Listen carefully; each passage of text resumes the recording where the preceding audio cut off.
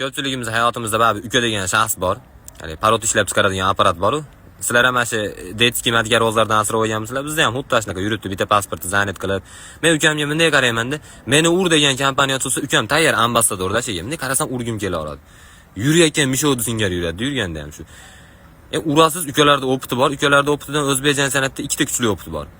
Bittasi ayalar tapchikasi, ikkinchisi otalardalik o'g'lim nima ish ko'rsatasiz degan gapi bo'ldi. Ukam opiti yig'lash.